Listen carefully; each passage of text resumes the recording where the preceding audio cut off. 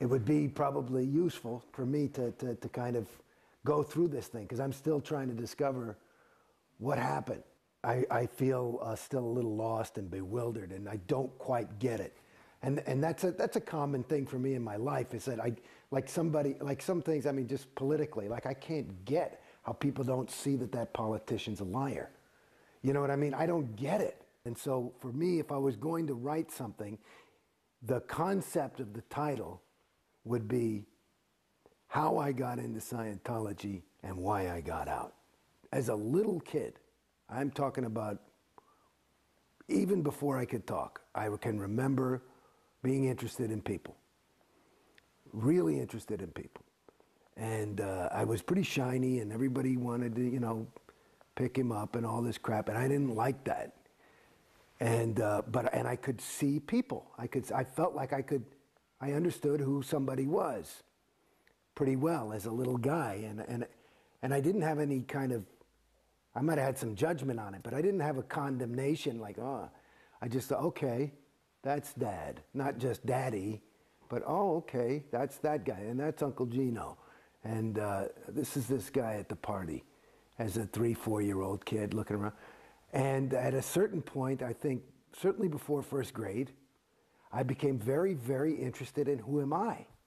Not just, oh, that's that guy I know, but I had some kind of a perception about a person.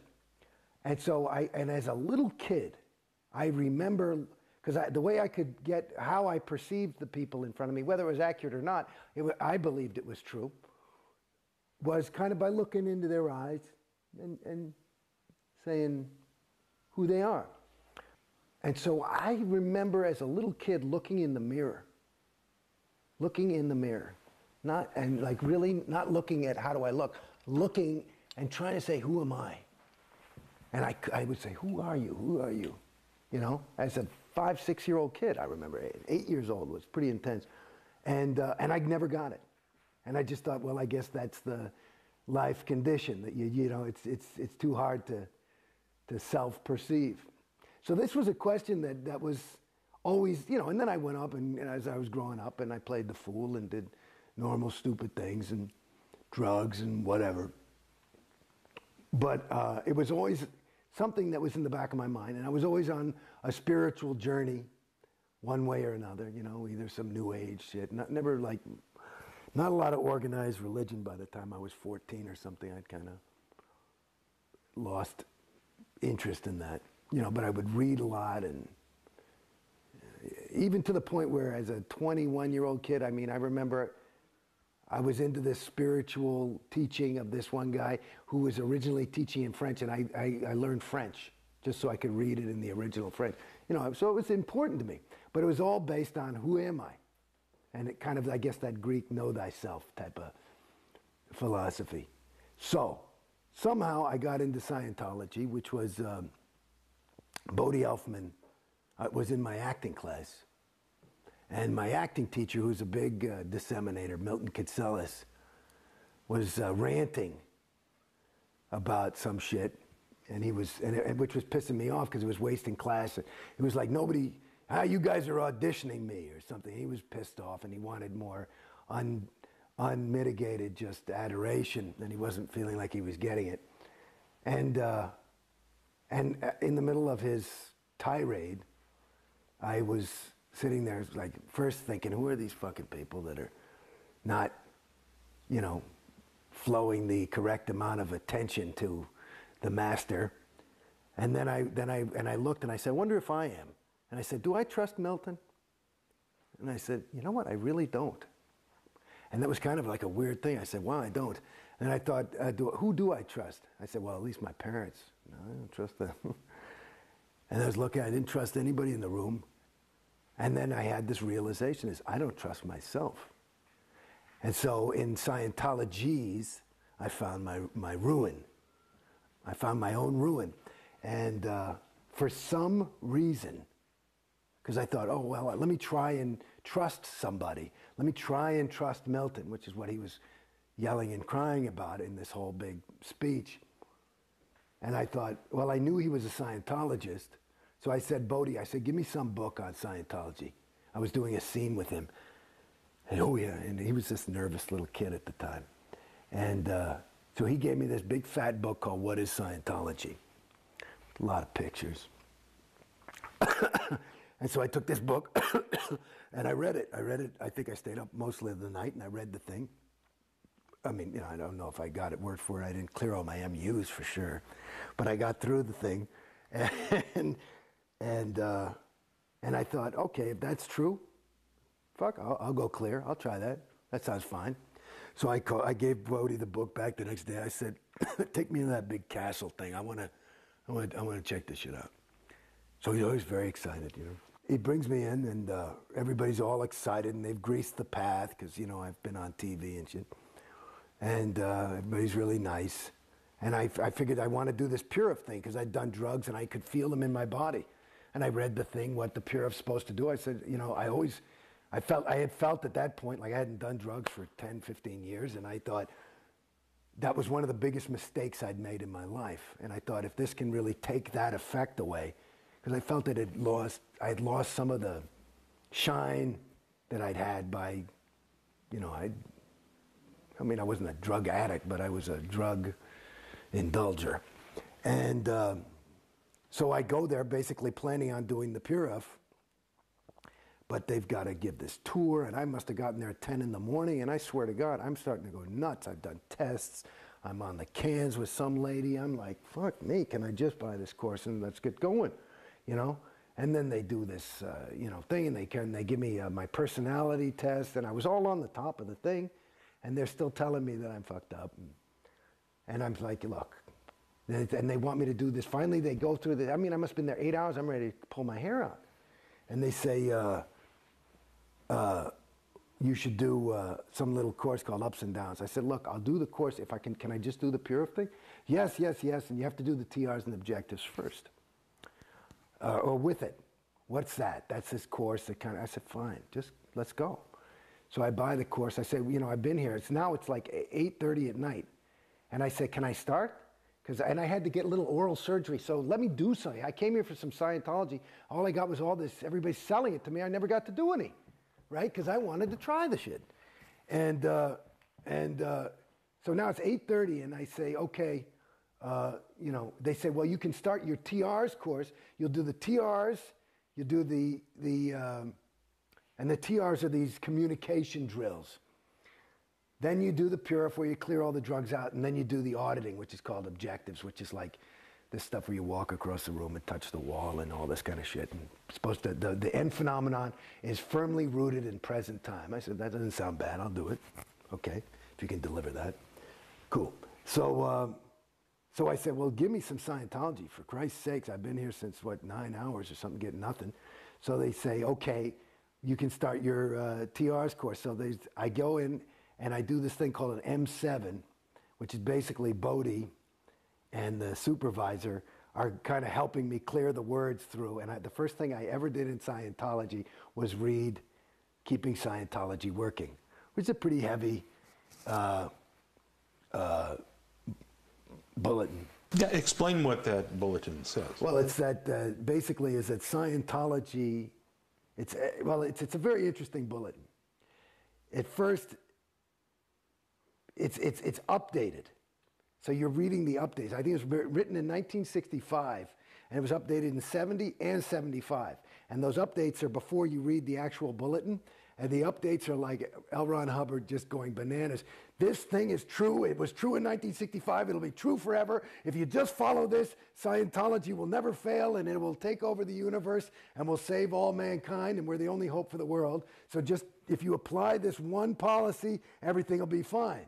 Now, in the bulk of the fucking policy is stuff of, you know, it's pretty heavy, you know, that if you're in Scientology an inch, you're in an ounce. I mean, you're in for the rest of your, you know, this is the billion-year contract shit. This is the heavy Scientology. We are the only hope for mankind, and whether you get it or not, it's the truth, and we're not here to placate you. We're here to try and save the planet, and they're the only hope for mankind, and so this is no game. So that was the first thing I got. I said, okay, you know, we'll see. I couldn't say, you know, I believe that, but it was an interesting, bold claim that made me say, okay, all the more. Is this shit really that good? Let's go. So here I am. I bought my little TRs and objectives and my Purif. And I said to the supervisor, because now by the time I finished that, it was 11 o'clock at night. And I'm like, okay, well, when do we start? You know, she said, when can you come in to start the course, to finish up? I said, you know, let's start tomorrow. I said, I can be here 7 in the morning. I said, well, we don't start till 9. I said, you know, I'm come here to do something. I've been here all day. You guys say you got a product, you want it, you know? So she came in at 8 o'clock for me. So I came in and I just started. And I read all my shit in there and sounded good. And the first exercise is a thing called OT-TR0, which is basically where you sit 3 feet apart from somebody. You cannot have any thinking mechanism, and you close your eyes and you're totally relaxed, but there's another person 3 feet in front of you doing the exact same thing. And the exercise is to be in communication with that person and your environment. But fully, the key word is confronting, which is, he defines as facing without flinching. So without thinking anything, like if I'm doing it with you, I'm thinking, okay, Mark, he's got that beard and he's probably hiding by. Then I'm flunking, because I'm thinking, instead of just being there, without any thinking. And so I have to be able to be, and you do this, it says, until you get a major stable win. Okay? So I say, fuck it, okay, here's my first Scientology shit, and I'm there with some whoever, and I'm sitting there, and I'm facing him without flinching, and I had a major stable win. What I did, according to Scientologists, and I don't have any other nomenclature for it, so it would work for me, but I went exterior. So in other words, the concept would be your thetan, you, your soul, whatever you want to call it. That's who you are. You're not the body. I'm not Jason Beghe. Jason Beghe, it's like buying a new car. I'm the driver of the car, okay? So basically, I went exterior, and to get back to the beginning of my story, I felt for the first fucking time the biggest win in my life. I knew who I was. That question that I've been asking since I was cognizant. Who am I? I knew who I was. And this was huge for me. I said, wow. And this is not even that fucking auditing stuff they talk about. This is just some fucking, you know, some thing. Yeah. And I said, shit, that's awesome. So I was blown out of my socks, happy. Like, I was like, oh, so that's who I am. You know, because I knew I wasn't this thing, because I sometimes would have this personality. Sometimes I was a phony. Sometimes I was, you know, you never know if you're real or not, you know? But then there's those moments when, so it's like, who are you? You know, and I could see, I could create effects on people and stuff. This is all this growing up. I mean, it was really interesting. Why would this person like me? You know, I knew why I liked them, but why did they like me? Well, you said back in class that you didn't trust yourself. Why didn't you trust yourself? I didn't know who I was. So I go down and I say, okay, I want to buy this clear thing. I'm going to do that, because that's enough for me. I just go right there. No reg ever had to reg me. As a matter of fact, I used to reg the regs. They would fucking run, because I'd do things to them, you know, and stuff like that. I'd fuck with them. I like doing that. But at any rate, so I go to the reg, I say, I want to do this thing, and I figure it's going to be like, you know, between 5 and 10 grand. You know, because the Purif thing was like 1,100. Friggin' clear thing, it's going to be more. But I figured, what the fuck? I had a couple of bucks saved, and I said, what? Well, I buy the fucking, they tell me the price of the thing, and that's another thing. You know, the way they just can't say, you know, oh yeah, the clear, it's 1150. You know, it's like they just have to, they're not used to somebody just coming in and saying, let me get that thing. So that was hours and hours and hours. And of course, Beghe, you know, it's like he's in there with me, and he's my FSM, and at that point, you know, he's going to get 10%, and he's excited because, you know, he was broke at the time. And at any rate, it was like 50 grand. So within 3 weeks, within 3 days, and I probably had 60 grand in my name at that point. I plopped down 50. I said, let's go. That's a huge commitment. Well, and so that's everybody fell in love with me, and David Miscavige called me, and all that. Everybody, they start, you know, he wrote me a letter and all this shit. And, you know, everybody's got all this excitement about me. And then the other thing was that part of the reason it cost 50 grand also was because they said, you know, training. I said, what's fucking training? And they said, you mean I can't do, I just thought you sat there, you held those cans. I'd done it in the interview, it sounded easy. I say, and if it's going to be that great, and I remember reading what clear is and all that, sounds pretty fucking good. And all I'd done is sat there and I knew who I was. That's all I'd ever, which probably the biggest win I had in Scientology was on that first day.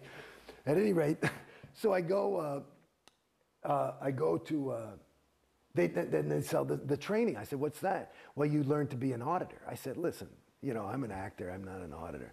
You know, that's cool. You know, blah, blah, blah, and they're trying to get me to do this thing and buy a fucking e-meter. And I, you know, 3,000 what for that fucking thing? It looks like a fucking transistor radio. And, but I'm like, oh man, okay. But I trust them. I figure, you know, because they're delivering a thing. These are good people. You know what I mean? And I'm also looking at these people, and it's these decent people. They're decent, and I'm trusting. So, and they are. And so they sell me the training. They tell me, finally, the only reason I bought the training, they said it's half the wins. Oh, so you, in order to get the wins of the auditing and really going clear, you have to be trained. I said, well, then give me the training package. So I bought a class 5 training package because they said you had to be trained as trained as you're clear. And I said, what's a clear guy? So a class 5. Now, you should know that a lot of people fall for this sales thing. And there is probably, I would guess, my guess is conservatively is there is probably $500 million, is my guess off the top of my head, of unused training that has been bought. People buy it, but they can't confront it. They can't face it without flinching. Okay? Me, I'm a class 5 auditor. I fucking did it. I liked it. I thought it was cool. And I actually got a lot of wins out of that shit. So that was part of another reason why people liked me, because I was actually doing it. I didn't mind going on. I would quit. I'd say, I don't want to go on that audition. I'm going on course. You know, I was here to go clear. I figured I can do this in about 5-6 months. What the fuck, you know? Let's go. And I basically did that. You know, I'd stop to do a little bit of stuff to pay the rent, but basically I was in the org from 8 in the morning. I had my own auditor, and she just audited me all day. I got all the other PCs off her fucking line, and I just went clear. Well, I actually went through my grades. It turned out I was a past life clear. That's why I was so able. And well, explain what that concept is, of past life clear. Well, what is that? Oh, dear God. Past life clear. Well, in other words, you know, I was born in 1960.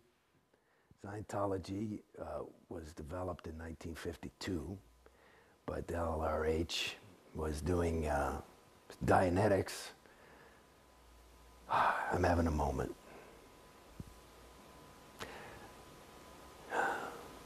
See, this is part of the moments of coming out of Scientology, for me at least. I think it might be something common to a lot of people, but there are moments where you just feel a loss. And it's not a loss of, I miss Scientology by any stretch. It's a loss. It's a regret of having invested so much in something that is empty. And so there are these moments, I just had one, where you just go, whew. So at any rate, a past life clear would be somebody, because a clear even though LRH says absolutes are unobtainable, that's a state that he called a homo novus. You're not even a human being. You're not even a homo sapiens anymore. Homo sap, as he calls it. You're a homo novus, which would be new man in Latin. And so it's a new state on the evolutionary track. So I'm more evolved than regular mortal humans.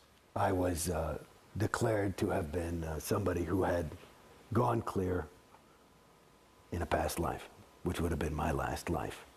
Even though supposedly the tech wasn't there for somebody to go clear. Well, you can go clear. Well, no, Dianetics was written in 1950. And he was talking about the state of clear in Dianetics.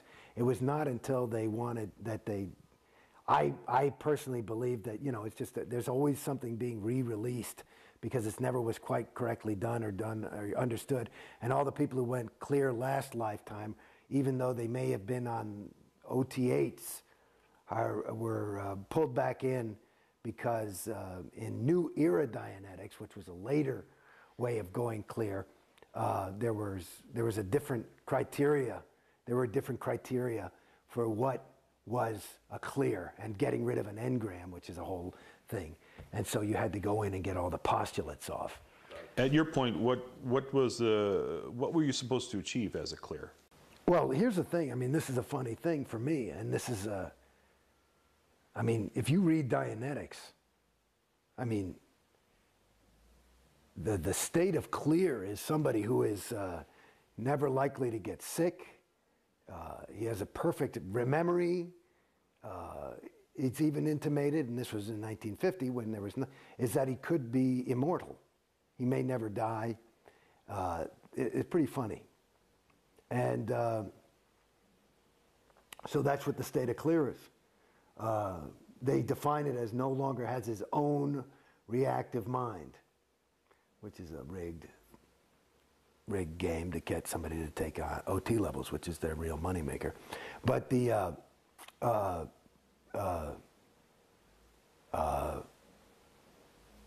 what?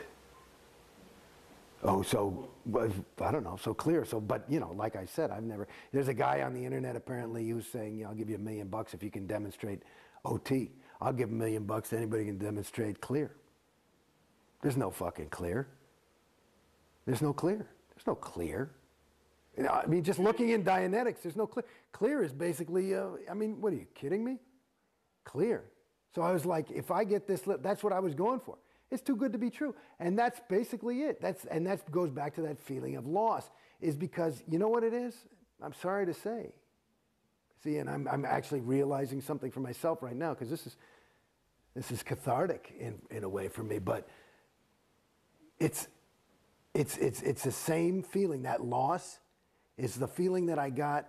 Like, I'm no stupid guy. I grew up in New York City, and I never got mugged.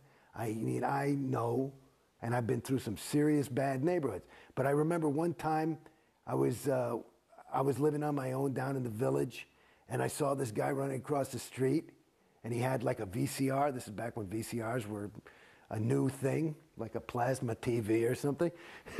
And he's like, he'd obviously stolen the thing, and he's like, hey, you can have this for $50, right? And I bought it, took it home, and it was full of bricks and shit, and I was I got conned. And that's the feeling of loss. Because it actually, going back, you're asking me about clear, it's a con. It's a con.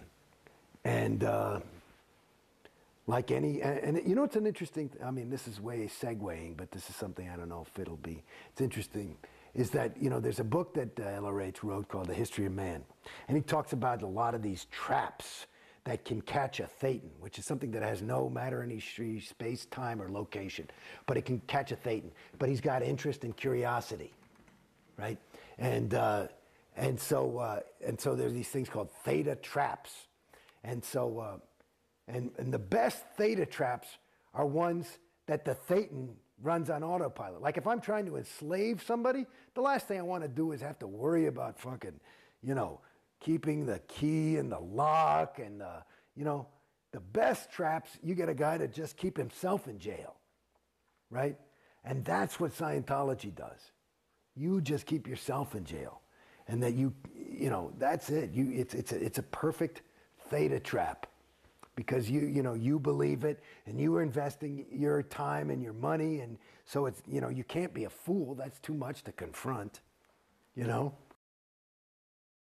When you were a kid, you were saying you were able to look at your dad or your uncle and you could really perceive them and understand them and know them. Yeah. When you looked around at the people in the org and you trusted them, do you think there was a misperception there, or were you? Well, I tell you, I got to be honest, is that the more I got in, the stupider I got. As I get out, that's my perception. The less, I mean, Christ, you don't even ask questions. I mean, that's what I was trying to remember the other day, that I was trying to say that I had forgotten.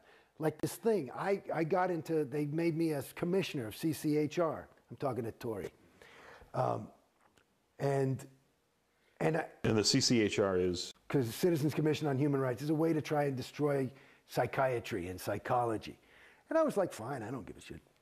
And so, you know, they put my name on their stationery. Fine, it got me out of an ethics cycle or something. So I say, okay. And, but I would go, and I always had questions, you know, because I would, you know, even L. Ron Hubbard, you know, he would always call the psychs, and he would rail about them and how terrible they are, and they're the sole course of destruction. But he would never, I kept saying, you know, his own technology says that's a generalization, the psychs. Who? Psychs on the whole track. That means all psychiatrists for billions of years in the history of theta. You know, it's like, it's so general, and that would be that's a characteristic of a suppressive person, is one who speaks in generalities. And another one is somebody, a person who has overts, which are sins or crimes committed, is somebody who's, you know, antagonistic or angry. And he seemed very antagonistic and angry about psychs. So I was thinking he must have, you know, overts on him, and he's speaking about them in generalities. But the thing about it, I was thinking about that I went over to CCHR and got tours ad infinitum by the directors, this woman, Jan Eastgate, and I would ask questions, and she'd write me up in ethics chits and shit, and I said, fine, yeah, I got the question, I don't fucking know.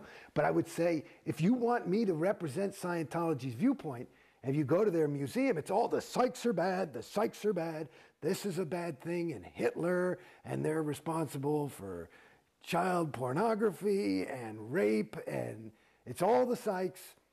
And I say, okay, that's their viewpoint. I say, but if I'm going to get into a discussion, you know, if you want to prepare me to be a spokesman for this shit, I got to know the other side. So, and I kept asking, can you give me the other side? And they won't give it to you. And every time I would push it, I'd be like, honey, there's no way to get into the argument. You know, they're not, if it's all this is true, there wouldn't be anything. I got to know their viewpoint. How am I going to win the argument? You know what I mean? And they wouldn't give me the viewpoint. And it was like, and then they started to write me up because I'm doubting. I'm not saying I'm doubting or nothing. I'm just waiting for the data, which is this whole big thing about learning how to think correctly is this other course called the Data Series. And basically you have to get all the data. They won't give you any fucking data on certain things. And especially about this. There's nothing written in all the tomes of Scientology about psychiatry. Nothing other than the psychs are responsible for all your sexual problems because they implanted you as a thetan 10 years ago. And I realized that on my research of OT10. Oh, well, then it must be true because LRH says it's so.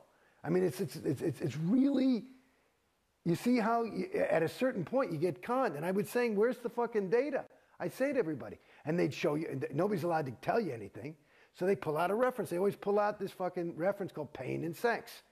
And there's like, he's talking about pain and sex are these things that are really just dogging people and bothering them. And it's a really difficult thing that we're trying to help you with in Scientology.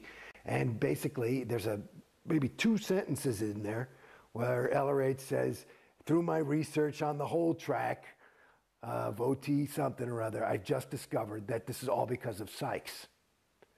And that's the reference they tell you to prove that the fucking Hitler and rape is a thing. And I'm like, honey, that doesn't quite handle it, you know, but they don't get it. Now, I look at this as an outsider, and to me, and I don't have a vast knowledge of this, but it seems like the psychiatric field sprung forth in the 1800s, or not, you know, thousands of years ago or millions of years ago. How are there psychs on the whole track? Because if there weren't psychs? No, well, because now the latest, these are the evil people. These are the evil beings, actually. These are the evil beings. And they've been around, like you hear about Xenu and all that shit. Xenu was a psych. You got it? So he just wasn't a practicing psychiatrist. No, he was practicing Xenuism. You got it? Gotcha. Now they're called psychs. So you better beware. I remember one time I visited. Fuck me. One time I visited the Celebrity Center, and it just walked in late at night and looked around and said, well, what goes on in here? Right. And they woke up the projectionist to show me the orientation. Oh, nice. I had my own private screening that night. And they had some poor Sea Org kid, maybe 15, 16 years old, babysitting me in the theater. Right. Well, you're not allowed to watch the movie alone. Right. Well, I was not allowed to do what? Because you get an MU. Like he was watching to make sure you didn't have any lack of mask kind of shit. And he was making small talk before that, and he was saying, well, you remember the Salem witch trials? Yeah. It was the psychs behind that. Well, I don't think there were psychiatrists back then. And he went, oh, no, not the psychs. I mean the pharmaceutical companies. Oh, dear goodness. No, not quite.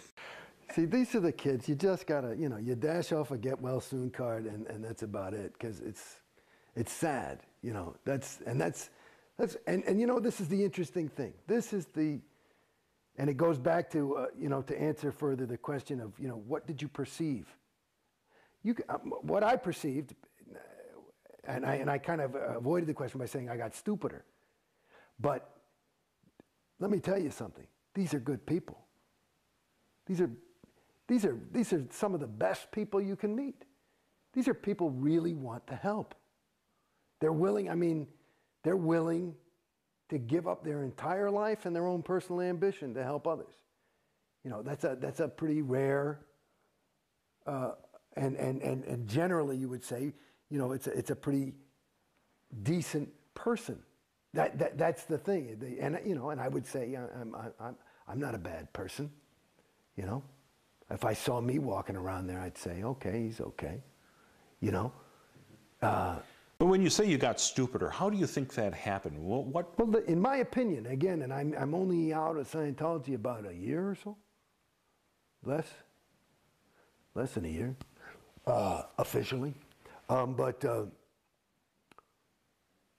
in my opinion, what I've gathered as I wake up.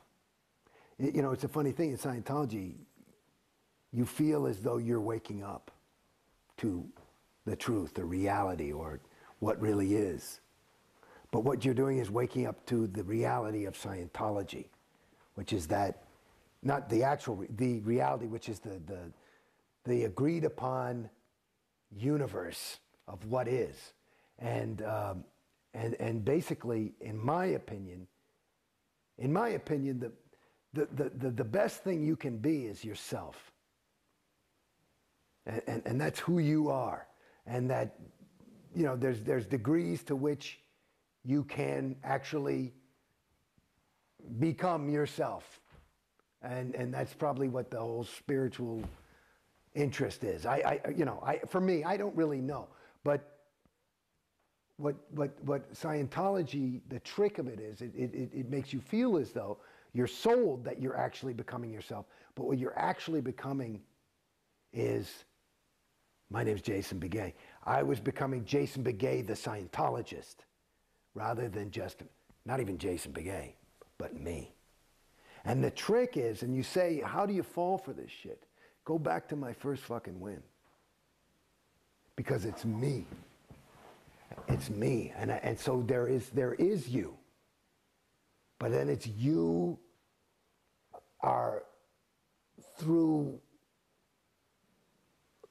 I can't explain it, pressure of the group, or this is the thing I'm trying to get. Because I've never been like a guy, well, I got to get a pair of those shoes because everybody's wearing them. It's not been, I've been always, I got to find my own if everybody's wearing those things. But it's like, and maybe that's how I got out to some degree, is that I always try, I'm not saying I had never, bought a BMW or whatever the fuck people want to do, but it's like, it to me, it gives you a way of thinking that, at least for me and from what I observe of others, is not native to that person. I think, as I said before, in my opinion, I suspect, I'm no Dalai Lama, but I think that the best thing you can be is yourself. And that if you can do that truthfully, it'll be beautiful and successful and interesting. I don't know about success, like how you define it, but it'll be a worthwhile time spent. And what happens is you are sold, and again, the trap is good because you sell it to yourself. Because if you're not on course, you're wanting to be on course, or you should be on course. You've got your own self in jail. It's an autopilot gig. It's quite good. I think there's some hypnotism in there or something. I don't quite know, but it's quite surprising. And so at the end of the thing, you end up being, like here's an example. You start the ethics technology. So you start thinking, okay, and you start thinking in terms of the conditions of existence that he laid out, and that these are behaviors. And so now you're not just going, you know what the fuck, I think I need to take a walk, and I think I got to become, I'm going to be an insurance salesman, and that's my truth. It's, you have to go through these steps and do this. It's like retarded. It's not true. It's not true. And I did ethics cycles and conditions, and nothing changed. I've seen people who've done them and they've changed, so I don't know, whatever. But there's a placebo effect. I don't quite know. Tori, how many times did you do the PTSSP course? It's like on and on and on. You have to, every time you go PTS, which is the human condition, you got to do the course over and do this shit. Let me tell you something. That's another racket. PTS. I'm not sure if we got PTS description on PTS camera. is potential trouble source. So all injury, accident, and illness. Listen to those three words. All injury, accident, illness. Is all because of PTS. Everything negative that happens is because of PTS, which means you are a P potential T trouble S source. Wow, that sounds weird, a potential trouble source. So in other words, not only did you just slip and split your lip, but you better get away from this guy, because if you're near him, you're going to split your lip too, and your business is going to fail.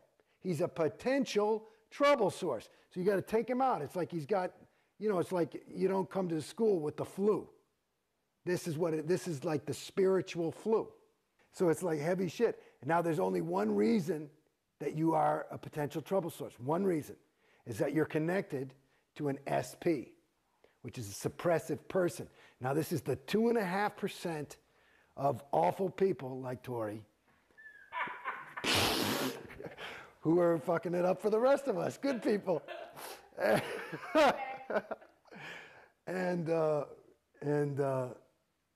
Oh, it's a funny thing. It's funny. As I zip around, my best friend, this is my best friend. I mean, this is a guy that I was, in 9th grade, I met this guy. And I saw this guy, came to my school in 9th grade, and I saw this guy, and I was a gregarious kind of kid, and he was new. And I saw him, and I said, you know something? You and I are going to be friends. I think that's the first thing I ever said to him. And I was right.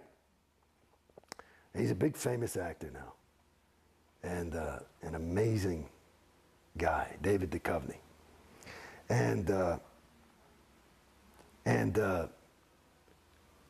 David, my best friend, I mean, I'm talking about a friend, our relationship was adversely affected by my being in Scientology. He was very cool, but he wasn't into it. He was happy for me. He never gave me any fucking thing about it, But, and I think his wife, you know, I perceived that, you know, she was a little bit more like that. At any rate, and they were right. But, you know, and then everybody in Scientology, not everybody, that's a generalization. I'll give you people. Marty Rathbun, Susan Watson, Dave Pettit, a couple of RTC terminals people said, well, he's a 1-1 SP. Okay? In other words, trying to destroy my relationship with him, and it affected our relationship. 1-1 is a definition is covertly hostile. Hey man, I'm your friend. I really am. You fuck. You know, that's covertly hospital. Covertly hospital. And so one of the first things I did, I mean, you know, we'd stay in communication, but the further I got in, like that, and that's a loss, you know, let alone my family.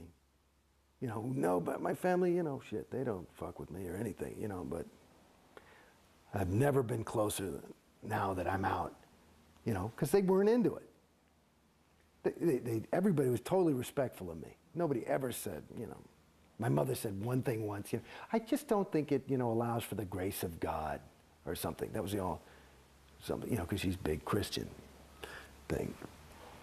Of course, I whipped out the whiz book and I gave her the right answer and handled her, you know. But the thing with Dave, this is just the other thing when I was thinking about I was laughing is as I got out, when I got out, one of the first people I went to go see was David. And, you know, his whole family was out of town, and I was just moving here, and now we live in the same city. And so I went over to his house, and, you know, we were just walking around, and we talked about it a little bit, just a little bit, you know, because I just said, oh, by the way. And I said, oh, okay. So we started to talk a little bit about, like, you know, OT levels and stuff like that, you know. And, you know, he doesn't watch South Park or whatever the fuck, but, you know, he doesn't know this whole... So, you know, what is that?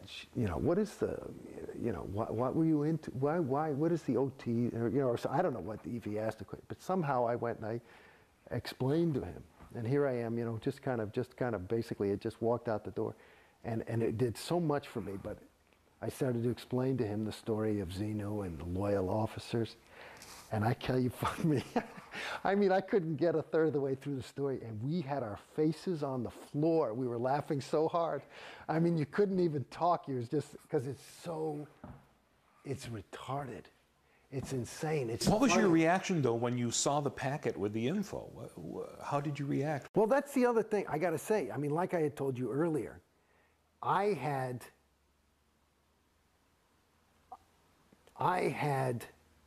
been on a spiritual journey long before Scientology. This data is just, it's as different as the word Thetan is different from the word spirit. It's about that different. I mean, the Bible talks about the devil and demons. It's nomenclature. The, you know, entities is what they talk about in these New Age religions. So all that stuff about Thetans, I mean, it was a little because I was in Scientology heavily, so I was a little bit like this. But I thought, okay, and I remember that was my thought. I said, okay, well, that's obviously, it wasn't that big of a surprise to me. And I just thought, it's like one of those moments, now that I look back and really look at it, there was a moment where I could have woken up there. But you choose not to. And that's part of the reason why Scientology is expensive. You know. Well, if you're paying a lot of money for it, it makes it more valuable. And you give it more. It's like I was just listening to the fucking radio today. There's this guy. He was working at MTV. And they were in New York. This is just on NPR today. This guy, and he was on this art channel on NPR.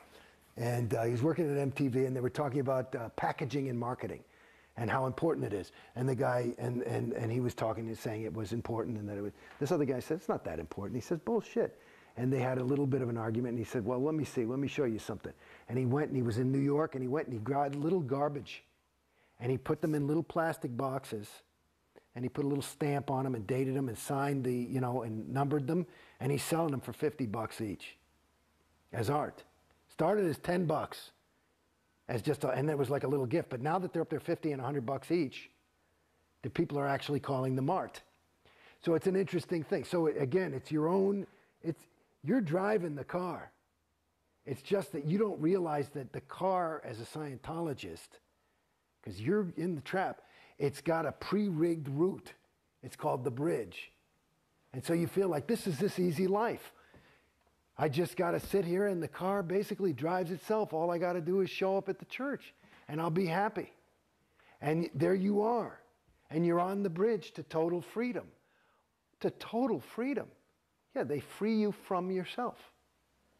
That's one of the brutally ironic things about Scientology when they have a slogan called "Think for Yourself." Yeah. And you find yourself thinking exactly what Scientology wants you to think, it seems. No, but you're doing it yourself. That's why it's pretty good. I mean, it's really insidious. It's quite, it's so bold and bald-faced that, you know, you just would never suspect it.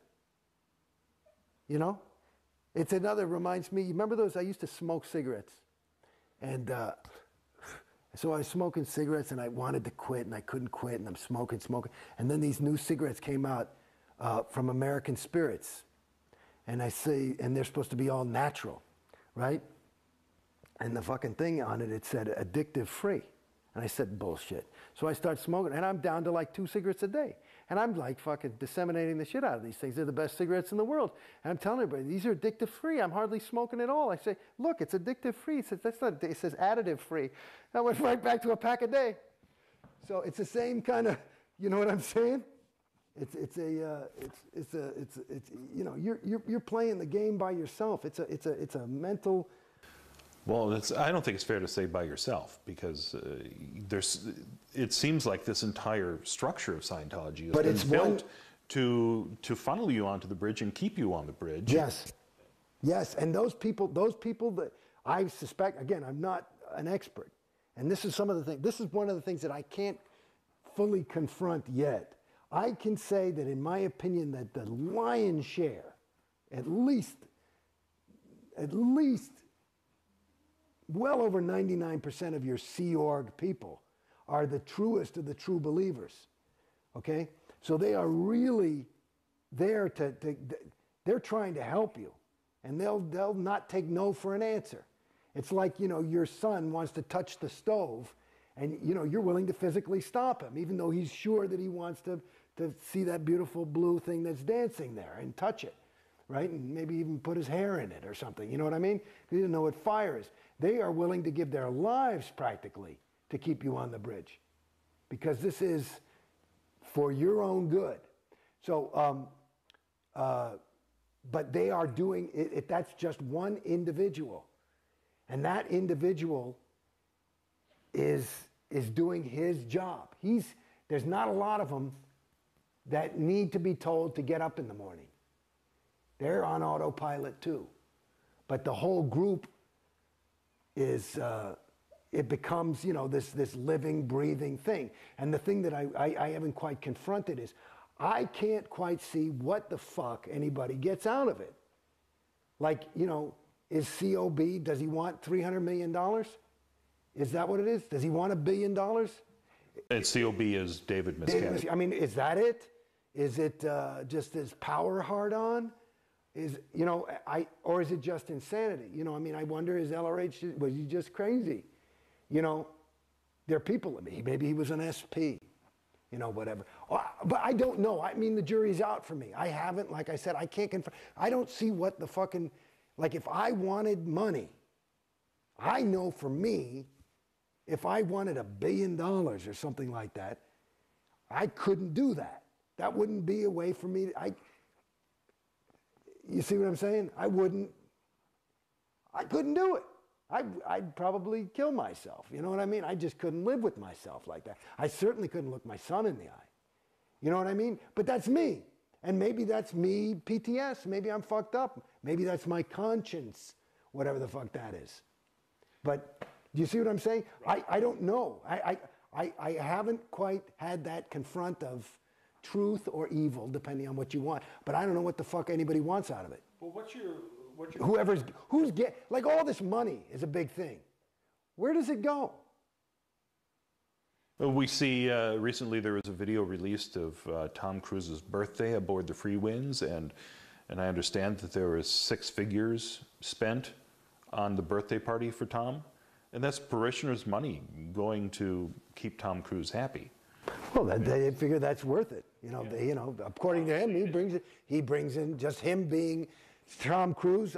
Per their viewpoint, he probably brings in $100,000 a day for this church in terms of interest and positive public relations, and so 6 figures ain't dick. Right. It's certainly, you could throw a party for him every day and it wouldn't really put a dent in their bank account. So I don't know what a party, people like to get mad at COs who take these big things, and Tom Cruise is party, and there was some, the fucking Free Winds is, let me tell you, is a flea bag. I mean, it's not a fucking nice boat, I mean, I've been on that thing. I got seasick every time. So. But speaking of Tom Cruise, you were talking earlier about your identity being stripped and being replaced with that of Scientologist, and certainly you can see that in Tom Cruise and in the recent videotape that was released. Yeah, but I would suspect that that's what's happened, and he was off for a while, and he's in gung-ho. I'm sure he went through a big ethics cycle and woke up, because he probably had some trouble with his wife and he found his ruin. I think he's probably, I would just, maybe he has trouble with girls or something like that. That might be his whatever. I don't know. Anyway, he's. But at any rate, he seems like the ideal of what a Scientologist should be. I mean, dedicated. Well, I was in there. COB called me the poster boy for Scientology. I was as gung-ho as you could get. How did it turn around for you? Why did you start to doubt? Well, it not only didn't work anymore, the more auditing I did, which I was more and more encouraged to do, the worse I got. I was starting to go fucking crazy. And it was fucking me up. How far up the bridge did you go? I'm a Class 5, OT5. I've done all my L's. Done a lot of, what do you call those fucking things? All those other courses, data series things, and blah, blah, blah. One of the things, what's interesting to me? There was a big thing about maybe 2 years ago, or a year and a half ago, that everybody wanted you to listen to your congresses, which is a Congress was this, meeting that LRH had starting in early 60s, and he would get a group of people together and he would give a series of lectures on X. And usually it all really had to do with clearing, because all the Congresses were having to do with clearing. And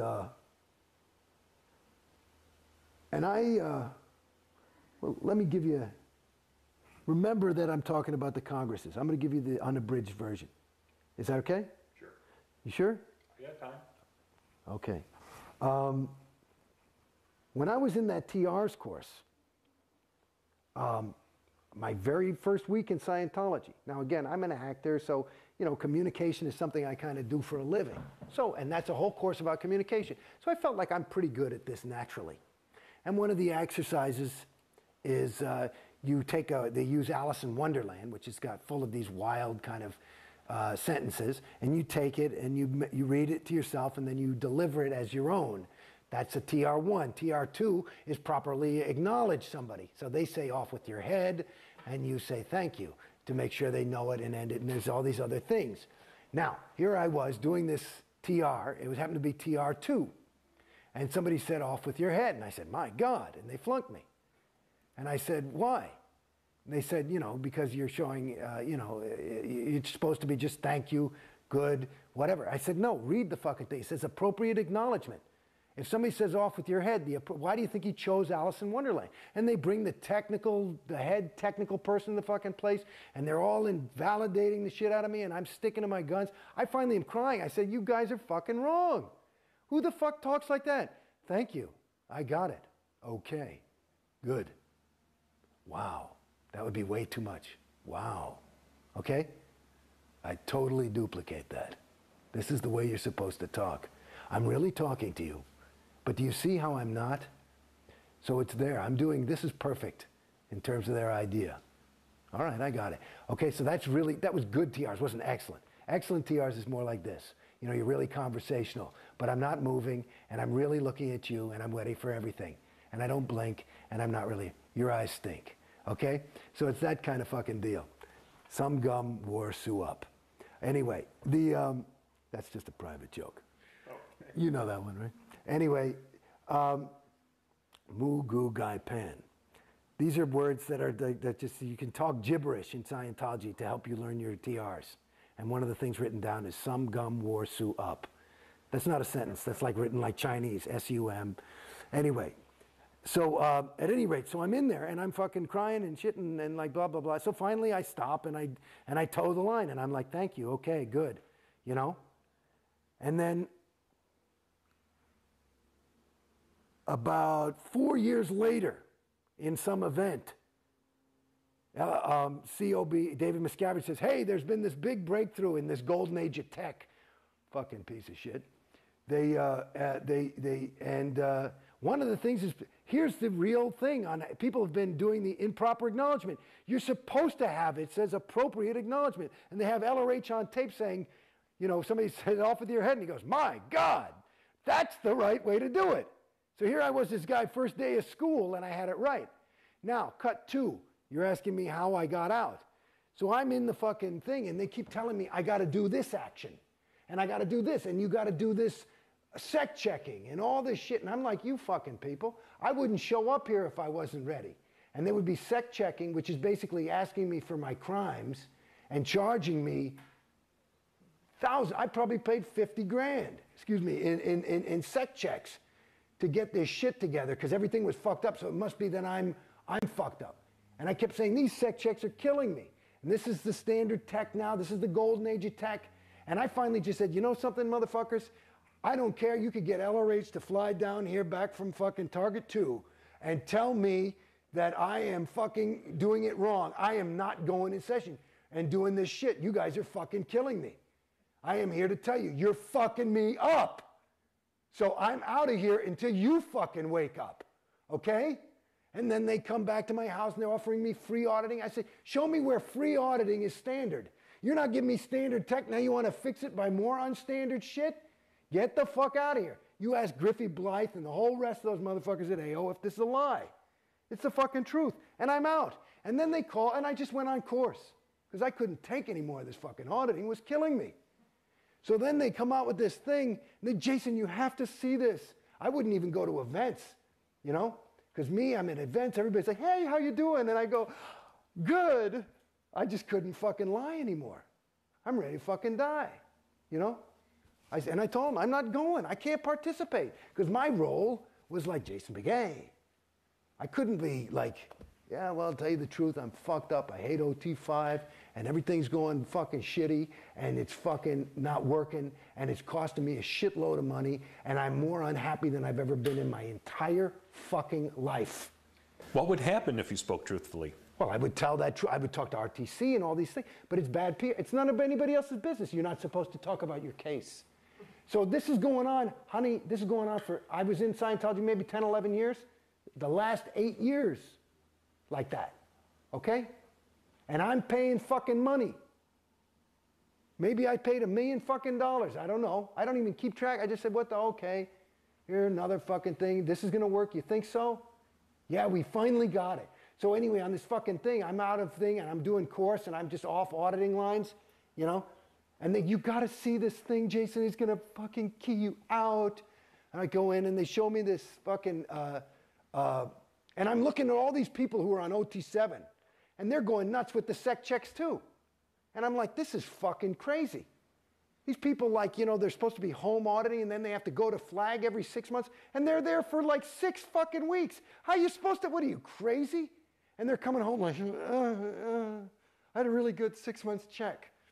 I mean, these fucking, I said, I mean, it's just as clear as day. I tell you, this is not fucking standard. Scientology's not supposed to make you worse. I was experiencing it and watching it. So now they come out, and this is 2-3 years. And this little mistake probably made the church about $500 million. And then about $500 million later, COB gives a fucking briefing on the free winds, and this is what they show me.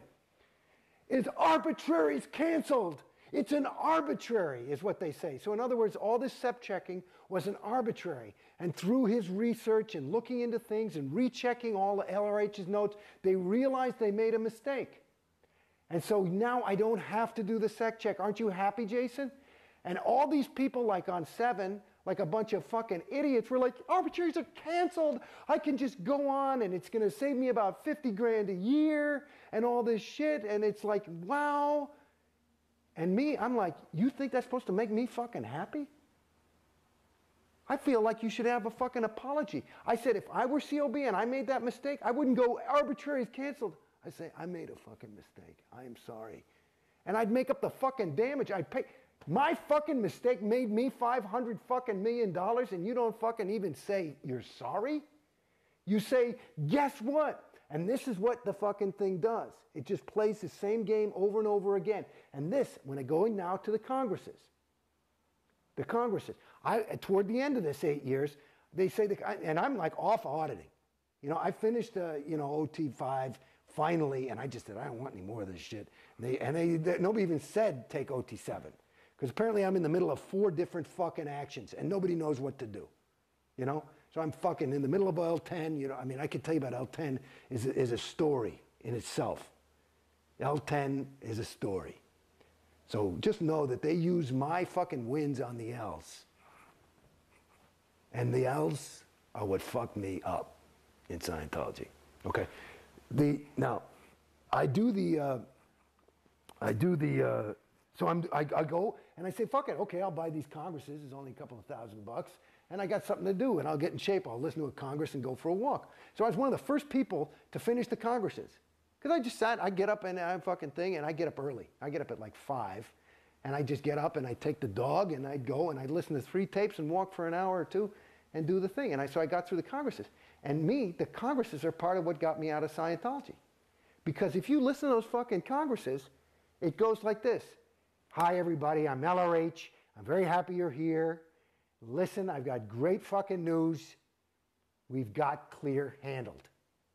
And he'll do this thing, and it's this new technology, and here's the realization, and this is foolproof, and this is it. And that's it, and now welcome to 1964.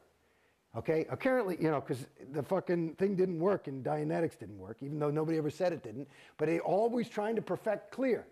Then the next Congress, and there were what, 20, 30 of these fucking Congresses? Maybe about, I don't know, 200 hours or some shit?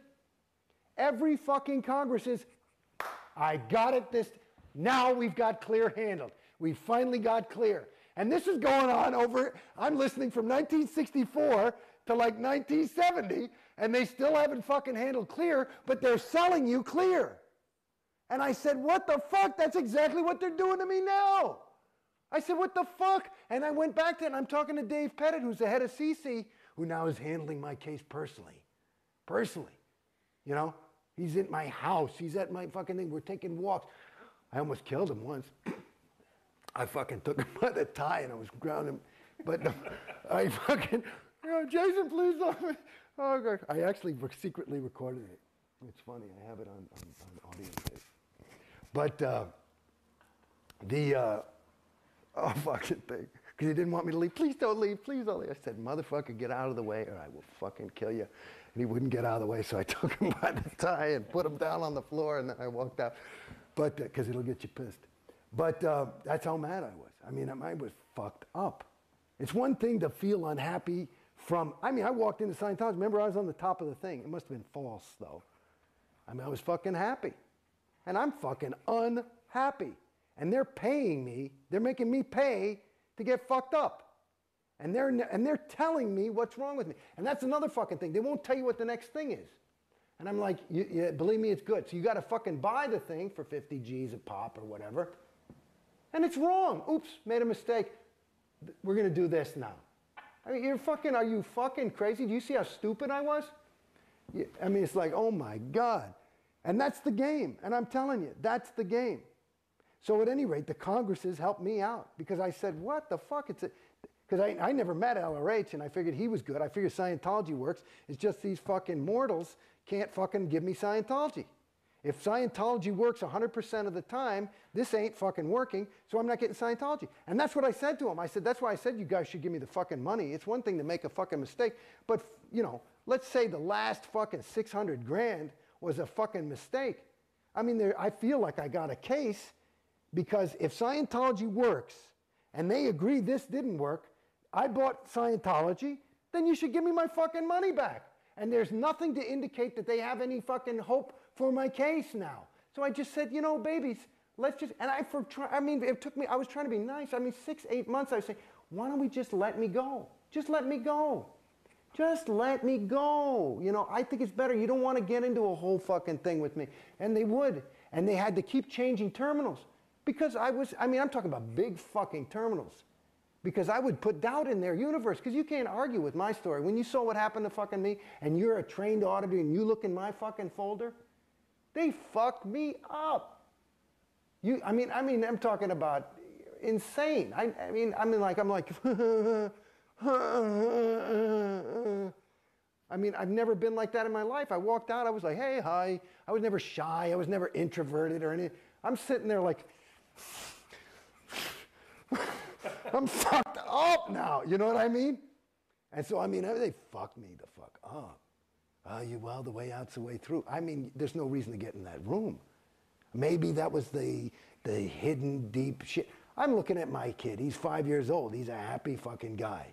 He's not fucked up yet. He might get fucked up later. Are you sure you were fucked up? Maybe you were just PTS to an SP. Well, that's what I'm saying. And that's the other thing. I had this big fucking car accident. In the middle of OT5, I nearly died. I was in a coma for 3.5 weeks. I mean, I was fucking like, everybody thought I was going to die. So, of course, we got to find my PTS terminal. That happened 8.5 years ago, okay? And I got out of Scientology a year. In the last 7.5 years in Scientology, still no fucking PTS item until I finally said, it's you guys. And they couldn't deny it. I said, look at the data. Are you sure it's not that person? He's gay. That's somebody told me. I mean, that's how naive some of these people. That's a what do you call it?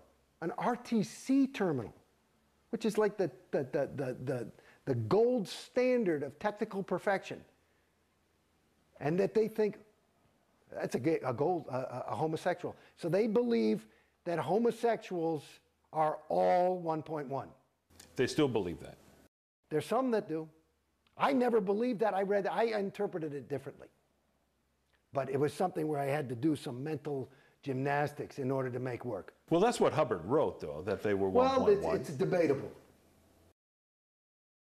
Well, I know that he wrote, he said something like he said, you're homosexuals, when he's saying the 1.1. So I don't know if it's all homosexuals or what. And yet the church says that they've changed homosexuality.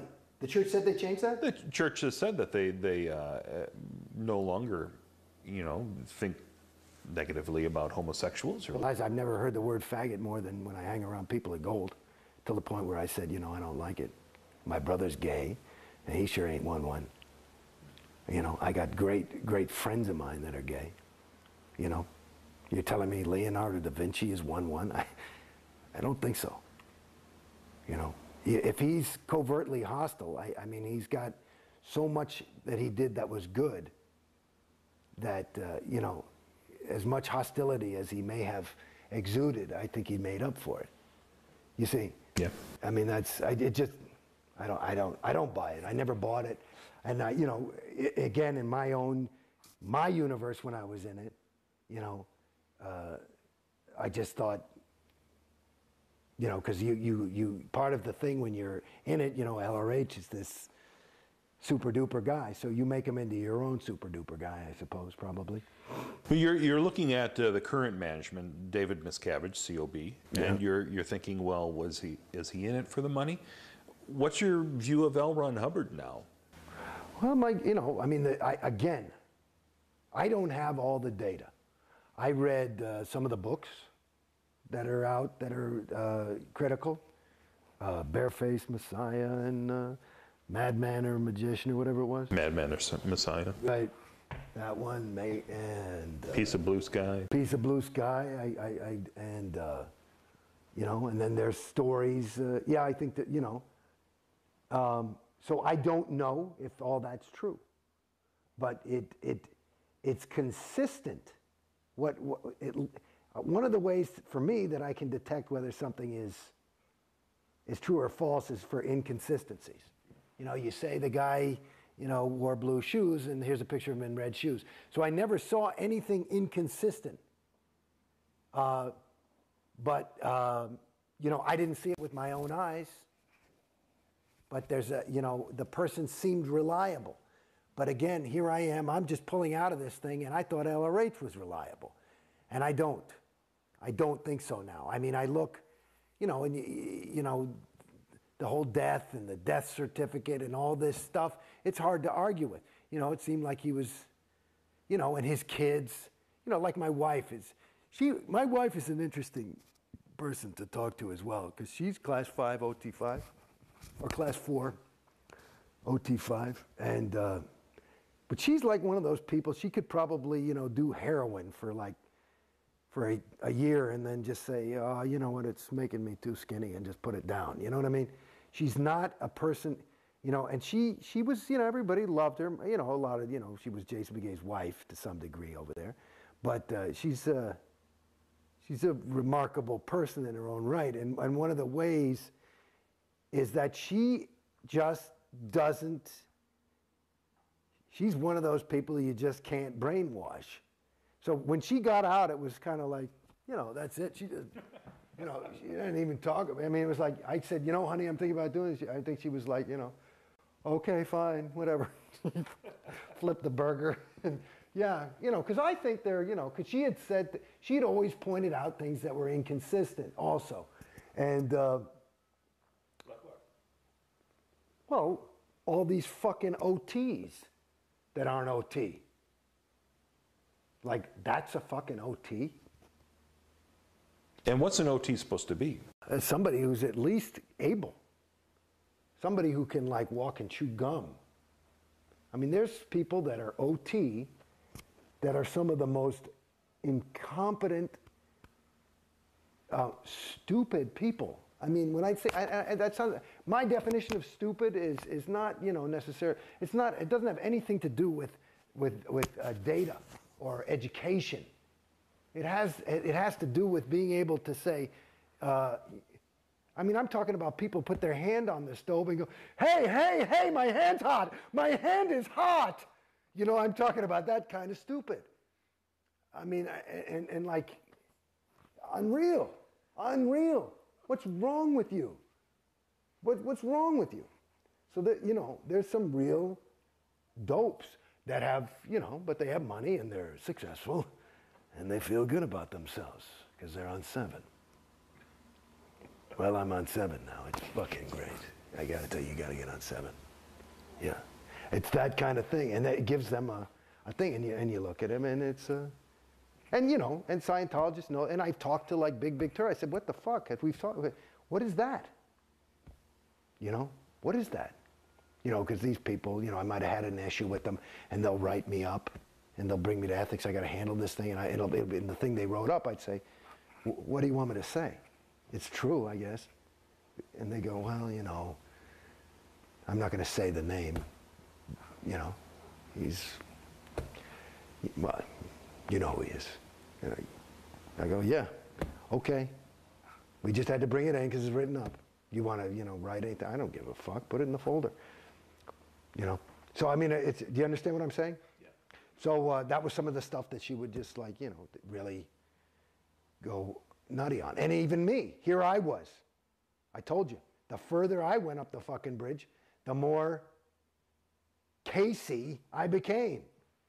You know, I met this girl and I was, you know, and she could see the more I do this shit, you know, whatever. It wasn't handling dick. So once you left, how did you leave? They wouldn't let me leave. They just kept saying no, no, no, no, no, no, no. And so I said, okay, give me my money back. And that what I had was, you know, money on account. And per their policy, if you asked for your money, that was it. And they did give it back? They gave my wife's money back. They offered to give me my money back.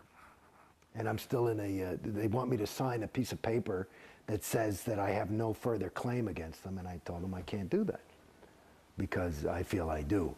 And I just said, you know, I mean, I don't have the time or the money to get into a legal battle. Even like, let's say $1 million they probably owe me conservatively. And in this country, you could do pain and suffering. Maybe I could get a couple extra bucks. I just don't. It's tough to litigate Scientology. Yeah, but I'm not going to sign some paper that says I don't, you know, I just couldn't. It's just my own integrity. I couldn't, you know, I couldn't say that. So what's happened since you left Scientology? I know I was talking to your wife a little bit earlier, and she was talking about how, you know, the friends cut off from her who, you know, those who were still in Scientology? Yeah, well, you know, I mean, Jesus. I got a little son, too. And he was in a little Scientology school. And he was 4 at the time. And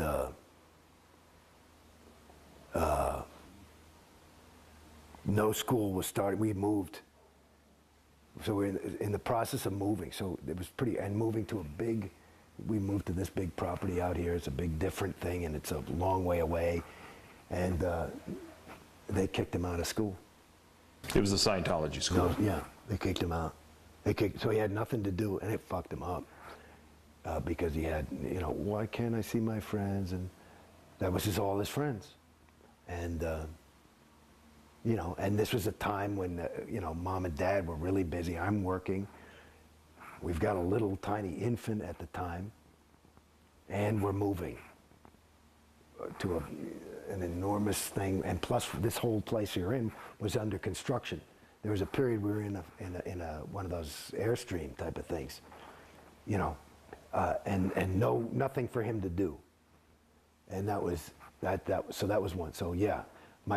Our friends, I mean, I knew I could see I was pulling away. So I'm kind of an antisocial personality anyway, so I don't really hang around people, you know. But my wife, you know, with the kids and stuff, she, I remember there's a girl, a wonderful girl, Kelly Daniels, terrific chick, and she found out. You know, some ethics person told her, and she just was inconsolable. You know, so I know there were a lot of broken hearts on the other side. And now there's not. I saw some fucking kid like that I hardly know. You know, I do voiceovers too. So I went to a voiceover, and there was some kid from Scientology. And like usually if I'd see him at a voiceover, I'd be, hey, Jason, you know. And he went, you know, and I just said, you fucking punk. That's all I said to him. It's just like, you see that's it in a nutshell. You know, both of them are alive. The Jason, because we're Scientologists, and because you're out. And so when you look at the thing about, it's really, really, the data shows from the fact, like Tori's husband left her. These people, their families are just, there's the proof. There's the proof. You're incapable of being a good friend if you're a Scientologist. Because you're a Scientologist. And Jason Beghe, the Scientologist, is willing to lose David, is willing to sacrifice certainly the quality of my relationship with mom and dad and brothers and sisters. And God knows who else that I could have made friends with that weren't Scientologists. Because whatever, maybe they just didn't understand or whatever. And my whole fucking, the most important thing in my life, for me, again, going back to who I was as a kid, was a guy who was interested in people. And I wasn't like judging people, like, I was just willing to be them. And maybe that's why I became an actor. And I grew up in New York. And I was like, this is people, people, people. Every day growing up, I would meet somebody. You're on the subway. And now, you know, people go to the Home Depot with me, and we go and I hang and we talk and we do a thing, and that's who I am. And to some degree, you're not able to communicate because you can't, you've got a bubble around yourself. It's this thing, and there's another way that part of the thing that made it a little bit easier for me to get out of Scientology than other people was that I would always look at the religion side. And it's like, because again, I was always interested in religion. And when they get exclusive, you gotta wonder, you know, in other words, you know, I don't have anything against anybody's religion. It's fine. But, you know, the evangelicals are the only ones going to heaven. And the Muslims are the only one going to Allah or whatever. And the Scientologists are the only people who know. I go, well, I don't think so. It doesn't make sense to me. You know, and there's an interesting story. Like one of the things that, like they said that, like one of the things that took the biggest hits on religion in this century was it fucked up a lot of people. You know, World War I was a vicious, awful war, different than others with gases and mustard gas, and it was terrible, and people were slaughtered, and it fucked up a lot of the Germans and the Americans when they go and they'd see their bodies, and they saw that they had the same Bible. They said, whoa, I thought God was on my side. And it's the same, and it apparently, so it's like this kind of, you know, when things are bringing people further away from others and distancing them, and Scientology to the degree that I'm a different species. You're a wog, I'm a homo novus. And I'm homo novus enough to be loving of you. You see what I'm saying? That's pretty bad. You know, and then you look at that, you know, and radical Islam, you know, it's like, it's not that different. And yet Scientology says that they're not exclusive, that you can certainly be any other religion and be a Scientologist. Well, let me tell you something. I talked to many, many, many terminals about this. Because after a certain point, when I'm down on the fucking bottom, after going through this, and I've never complained about money, and I'm not rich, but I never complained about it. You never had to fucking beg me for a fucking thing. I would go in and throw down. When I was ready to do it, I'd say, let's go. And it wasn't ever, I wasn't ready because I didn't have the bread. It was, I wanted to be ready because I wanted to, if I'm gonna fucking do this thing, I'm gonna do it, you know, and I gotta be behind it. And that's where I was at as a Scientologist. I told those fucking people, because they're always talking about, you know what they're doing? You know why they need all this money? You know what their real goal is? It's to clear the planet. To clear the planet. And you know what the good news is? We only have to clear about 3/4 of it, and just the fact of our being so theta, the other quarter will just clear instantly, and the SPs will crumble. And you saw the little wicked witch when she got water thrown on her because you made about, that's what'll happen to the fucking SP. But I said to them, because now after a while you start feeling like a fucking, hey man, this ain't like a little mistake. That cost me 50 G's. You know, and you start doing that a couple of thousand fucking times. You say, hey, I'm getting pissed. You know, that's a lot of money, okay? And you start getting into that. And they talking about all this thing. And I say, where's the money going? Nobody ever fucking gives you an answer. And they, you know, we're trying to clear the planet. I said, babies, I want to tell you something. I got news for you. There's no fucking way. You can't fucking clear Beverly Hills with these prices. There's no fucking way. It's physically impossible. Like they say, Obama, Clinton can't reach the number. There's no way. There's not enough money. It can't be done. So that's a lie. They're not trying to clear any fucking planet. And if they are, they're going to have to bring the fucking money. The price is going to have to go so fucking down. I said, I'll wait then. I'll wait. I'll do it next lifetime when it's $250 to go clear, because I can wait another 40 years, you know, and it'll save me $1 million, and I'd rather my fucking kid go to private school, you know. So fuck it. How are celebrities treated inside Scientology? All I know is how I was treated, and you know, my peers. I mean, that's who I hung out with. I know that it's a lot different. Actually, I do, only because, like, this was another question for me. Like, here I was. I had Ray Midoff, who's the top auditor on the planet, the senior CS International. I had RTC technicians, whatever, people. Plus, and I'm in LA, and I had my own auditor, the CS, the senior CS, and then they would all go over my folder. Then they'd send it to Richard Reese at Flag, who's the senior CS of Flag, and he'd go over the floor, and they would, you know how long it took me to get a fucking CS'd? Like, I'd do a thing and I'd make an origination like, you know, I'm not sure I like this. My next session would be about a month later, because they couldn't fucking handle, because there were so many vias on the comm line. So how was I handled? I was handled with the best attention ever. And I said, you know something? If this is the best of the best, that's what I was saying to him at the end. I said, how the fuck, and that's another thing I said about Clear the Planet. If you are the best motherfuckers in the world and you admitted you fucked the shit out of me, what happens to poor schmo at Orange County Org, who you're saying, you know, just, because when you first saying, well, you just need ethics or some fucking thing. He's still stuck in some ethics cycle going,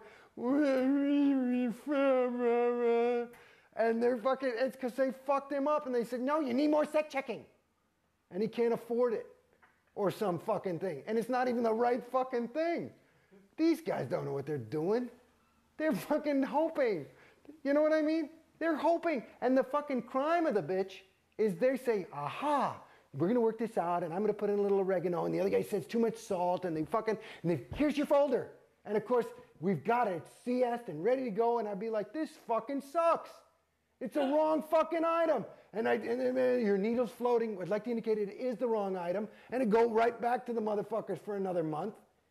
And meanwhile, I've already bought $100,000 worth of auditing. And it's more going through this thing. And then it's like just talking about some stupid fucking overts to start because I haven't had a session. Well, I masturbated and I mean, you're coming up with, who the fuck cares? I said, you know what I mean? I got nothing. It's not like I'm fucking killing people or beating my children or something. You know what I do? You know, internet porn and I don't know. You know, I got mad at work and, you know, you got nothing to fucking say. And this is it. And that'll fucking eat the whole cocksucker. It's just unbelievable. Celebrities are used heavily for recruiting. Yeah. And they recruit young actors coming to town. I see every weekend in Backstage West, now it's up to 5 or 6 ads for different workshops they do. Are you familiar with yeah. at all? Yeah, I gave one. All about it? Yeah, they got me to do one once. Yeah, people got interested and they signed up for courses. Yeah, and they use people to do that. I suppose they're targeting actors. That's what I've understood. It's good public relations for them, I suppose. Or if somebody hits big, it's thanks to Scientology. Yeah. I know a lot of people who do them, and at first they were very reticent to do some of the things, say some of the things that they're pressured to do. In other words, you know, Scientology, and say that Scientology, and that you use the ethics conditions all the time, you know, in your career and all these kind of things. But after they, yeah, but then after they've done a couple of them, they even start to believe it. It's very hard. You have to look. I mean, you know, these are decent, good people, and they. It's like. I mean, I don't want to say so many alarming things, but I mean, it's you know, how do people get involved in these destructive relationships just between two people? You know, there's a lot of people that get knocked around and come back. And, you know, I doubt the person knocked them around on the first date. And it's, you know, it's sad. And just looking at that, those celebrities, you sell a little piece of your soul when you tell that lie, but you've got it all justified that, you know, well, it's good people and it's for the church and, you know, I'm helping the group and and you got it thing. But I'm telling you, you know that you're full of it a little bit. And you know that if you really look at it, it's okay. And like in any other universe, you know, if that came up in session, it would be an overt. But not there. Because you're doing it. Because they've got the whole thing. I mean, this whole hard sell and all this thing. I mean, and what they, you know, do to recruit. Shit, actors is one thing. What about the little children they get into the Sea Organization? Billionaire contracts, you know? Yeah, what's your reaction to the Sea Org and the way that Sea Org members are treated as opposed to the celebrity clientele? Are you aware of some of the things that happen to Sea Org members? Well, I mean, I've heard things, and and they seem quite plausible. I have never seen anybody been abused. I've seen people kind of screamed at.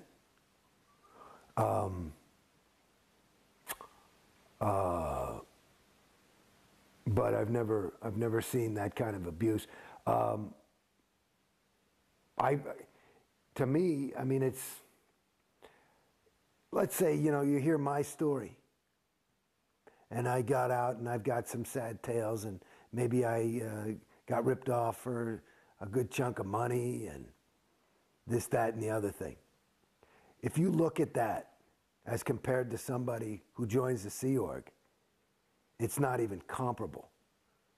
Can you imagine what it would be like to have a person at your beck and call and complete disposal, your slave, who not only was a slave by force, but by you know, you've got them by the mind, not the balls. You got them by the mind.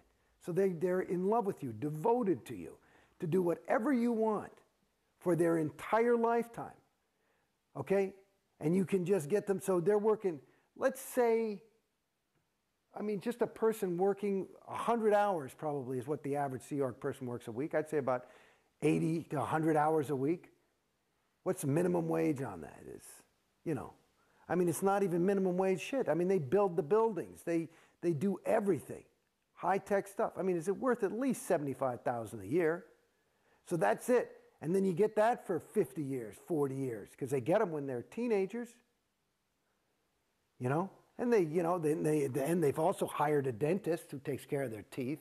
They've also hired all these kind of things. It's part of their organization. I mean, what is that? That's just millions and millions of dollars worth of free labor. I mean, it's not only that, plus your whole life. And what do they get in exchange?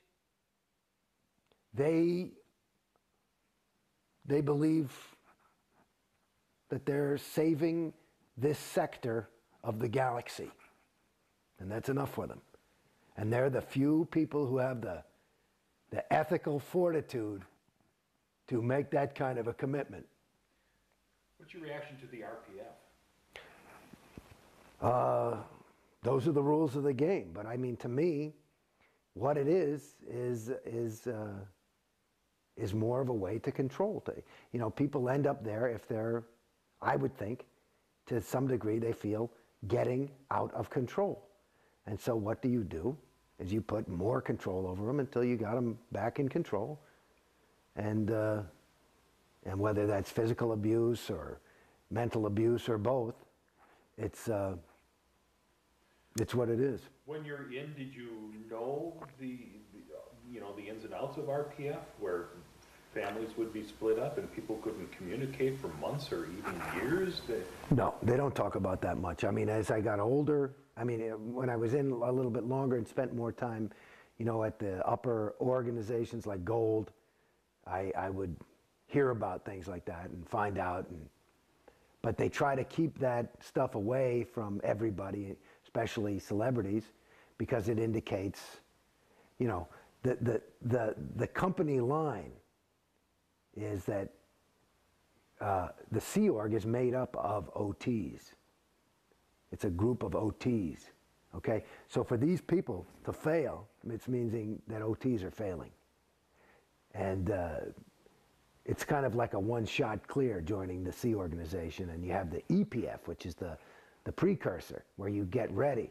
And that is supposed to, when you're finally posted in the Sea Org, the end phenomenon of the EPF, which is called the Estates Project Force, which is basically where you run around and do a lot of physical labor and take a couple of courses. The end phenomenon of that is supposed to be an OT. And which is interesting to me. I've many times blown my stack when I had to get in touch with somebody at Flag. I had to call the president, and of course they've got a new person answering the telephone at Flag. And of course Scientology touts itself as the cutting edge in communication, whereas they have somebody answering the fucking phone who does not speak English. However, they are an OT. They happen to be an OT from Poland who is now 14 years old and is now the main receptionist for an international fucking hotel. And you call and you say, what the fuck is wrong with this person? Well, they're posted and they should be. It's you got to get that job done.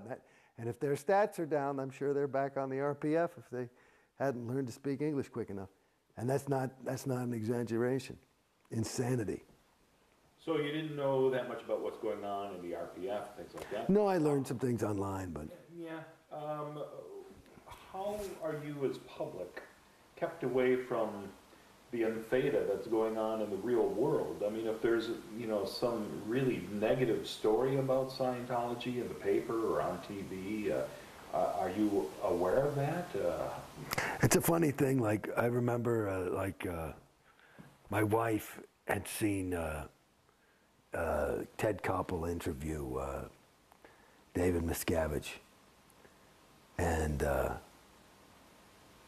she thought that he kind of fucked up, certainly wasn't very OT, and she talked to Susan Watson, who was the president of CC, said, that, and CC, and Susan was like, it's almost like gaslighting somebody, that expression?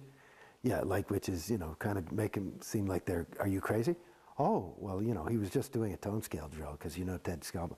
And, just kind of to just not is the thing. I think it's called dead agenting. And it was an interesting thing. I mean, I had a similar experience. Well, just seeing Tom Cruise, acting a little bit in a way that, could distress a lot of people. And they make it into well, this is the greatest. Yeah, no, this is good. People just can't handle his level of enthusiasm, and it's a little, okay. So that's the company line, and you go, okay, Even now, when with the release of the Tom Cruise tape and global attention to this, they're trying to spin it as a positive that all these people are coming to our site and learning about Scientology and joining. Right. Whereas the rest of the world is thinking, no, Tom Cruise is nuts. Yeah. Yeah. Well, that's the thing, though. In their own little world, it makes sense. The funny thing is that is a Scientologist talking to Scientologists.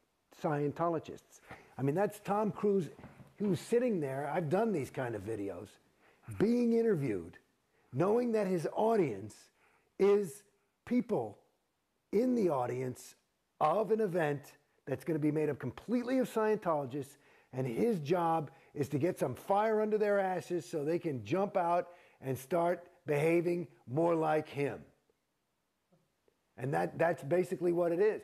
So that is in their universe. You could show I mean, I think that's an unedited tape, but that's basically him. I mean, I've been around the guy. I've been, I twinned on him in some courses. Shit, I was getting auditing from Marty Rathbun. We were on Turnabout for a month and a half.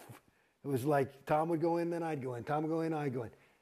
So, I mean, I spent a little bit of time with him, and that's him.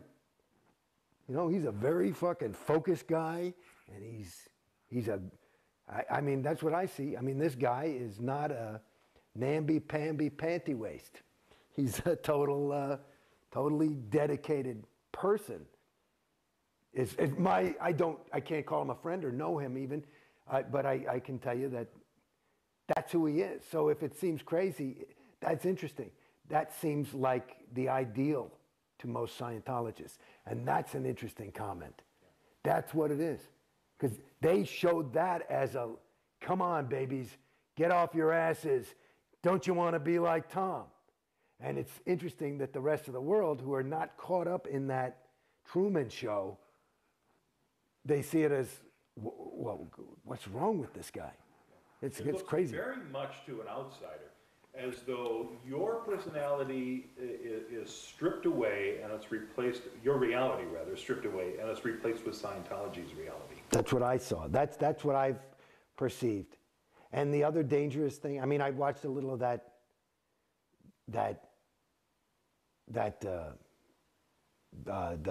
Tom Cruise interview, and I'd seen it before then.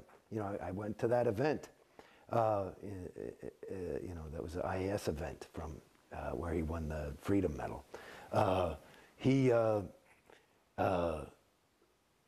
The fact that, you know, there's some part in there where he says, you know, as a Scientologist, you just can't let you can't pass that accident because you know you're the only person who can do something about it. And he does know that. You know? And to me, that's part of what I'm finding is destructive in terms of a religion that pulls people apart. You know, whereas it seems like, well, no, he's really helping people. So you could say that. But he's also putting himself above it. He's a homo novus. He's somewhat condescending. He knows he's going to heaven. Do you understand? You know, and I find that it's very worrisome. It really is. It's not. I don't think it bodes well for the planetary community when you have people sectifying into these groups that are the only way out. It starts to look crazy. Yeah. That's, I think, where war comes from. You mentioned having done some of those videos like Cruise. You've done a lot of Scientology. Oh shit, man! Let me tell you something. Like the main recruiting film for the Sea Organization, I spent well over a year doing that with Up at Gold with David Miscavige. And he and I and one other guy on the final day, because we had to finish it for Sea Org Day. So if you ever get recruited to join the Sea Org, that'll be me talking. Unless they hear this, maybe they'll take me off. But we live in a world gone mad, where pain and strife create war and human suffering. A world rife with drugs. Yeah, it starts like that. It's very serious. And it's all about the Sea Organization, how it was formed, and blah, blah, blah. So apparently it's working. That's what I've heard, they told me. But their stats never go down. Then I did, the last thing I did before I left was they had this, I don't know what the hell they were calling it, but it was this big public push. They were going to put these videos in every org. So when new public walk in, they can learn what is CCR, what is the volunteer ministers, there's like, I must have done 10 or 12 of them, of these things. And that's my voice too. Then, of course, the technology of Scientology is learning how to clear people and bring them to higher states of spiritual freedom. And that takes a lot of learning. You have to go to course. And part of the course is technical films where they tell a story. They're all written by L. Ron Hubbard. And and some were even directed by him. But I'm in, Jesus, shit, I don't know, plenty of them. So you think they'll have to purge you now? I don't know if they'll purge me. You know, there was a girl who had left, and they kept her. I mean, they redid the film finally.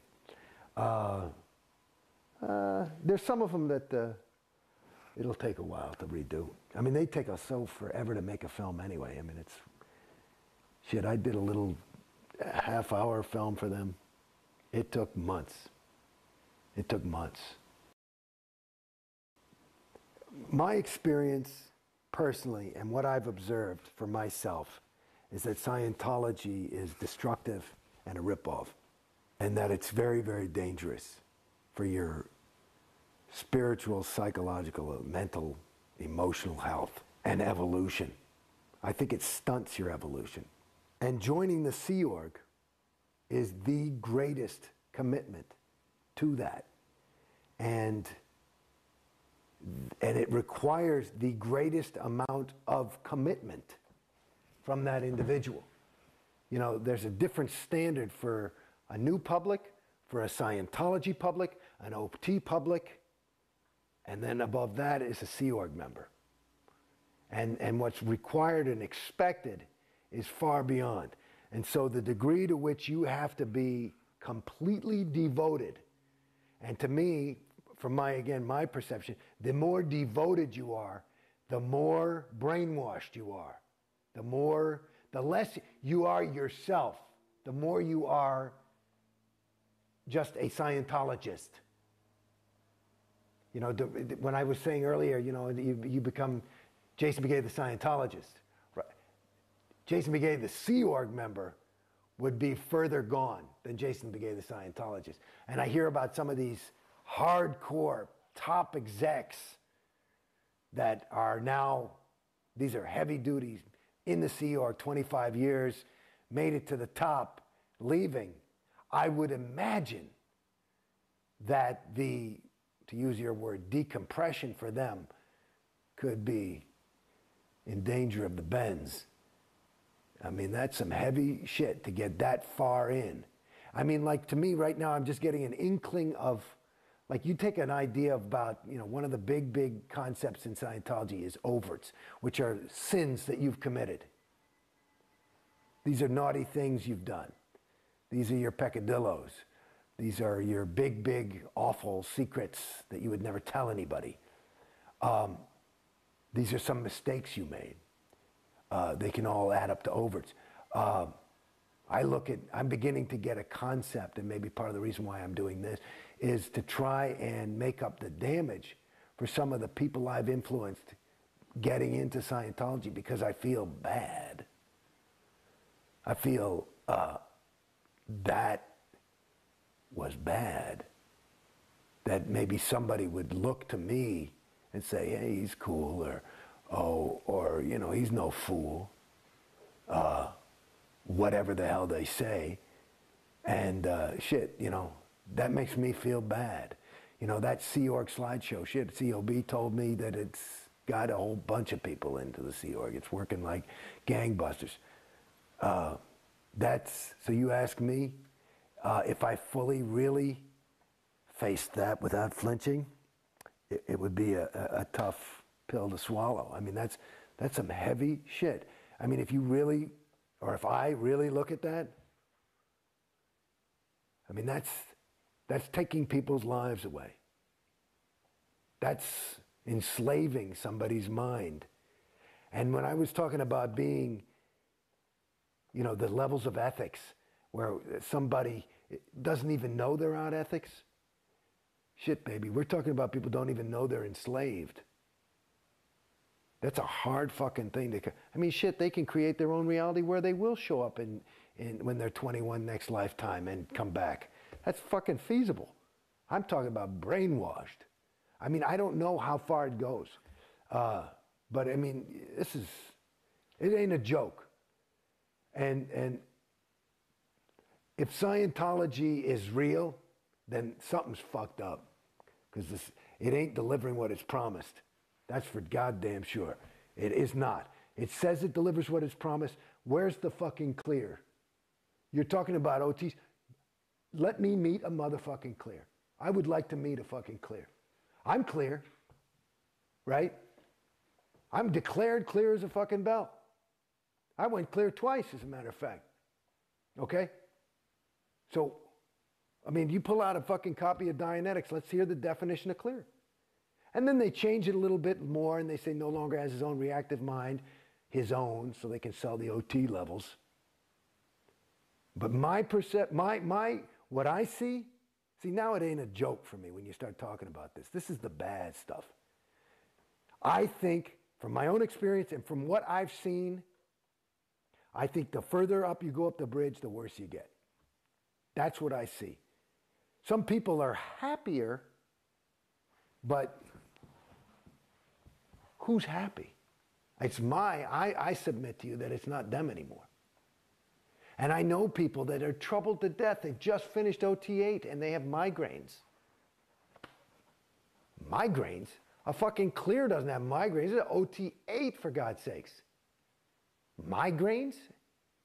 Migraines is an engram that you can handle in... I mean, come on. How do they... And they're still fucking gung-ho and head OT ambassadors and all this shit and running around trying to do the job of the OT8s who are really the powerhouses. And so they believe that. And so they're happy because I'm fucking doing something to save the planet. And they're running around doing this stuff, but it's just like that theta trap. It's just one guy's stuck in a theta trap and he's unhappy, another guy's stuck in it and he's happy. Because he's convinced himself and he's just, I mean, it's awful. What's worse? I'd rather be depressed than that.